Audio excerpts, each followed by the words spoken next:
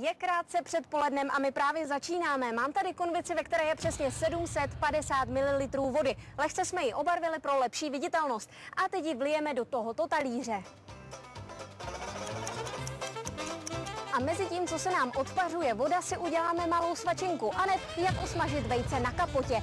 Teploměr nám ukazuje 40 stupňů Celsia. My si tedy tady na této kapotě zkusíme usmažit vejce. Na požadavky mého hladového štábu si ještě uděláme míchaná vejce se slaninou a se sýrem. Tak jdeme na to. Takže znova. Kam jede? Kam jede?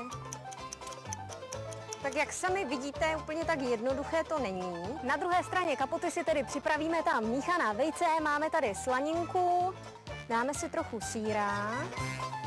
Mezitím, co se nám tady připravují vejce, si uděláme další pokus. Na vlastní kůži si vyzkouším, jaké to je sedět zavřená v autě bez klimatizace.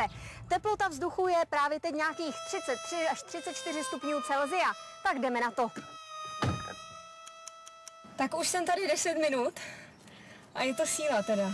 Před chviličkou mi můj kolega, kameraman, tady říkal, že vidíš aspoň vidíš. Znova! Mě už se plantá jazyk úplně. Trošičku jsem motá hlava. Tak už je to 15 minut. Už je to 15 minut a už se mi dělají na rukou varhánky od toho, jak se potím teda. Říkal kolega kameraman, radši točím furt, kdyby to s tebou teďkom fláklo někdy. Už jsem tady 20 minut. 43 stupňů Celsia po 20 minutách, co jsem tady zavřená. Už mi není moc dobře. Špatně se mi dýchá.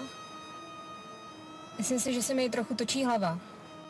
Takže vystupuju a odcházím ven. Wow, tady je dobře.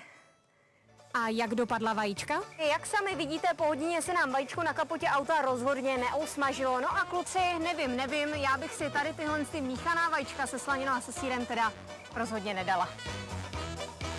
Po 4 hodinách vody znatelně ubylo. Z 3/4 litru zůstalo asi 600 ml vody. Tereza Šnoblová, Televize Nova.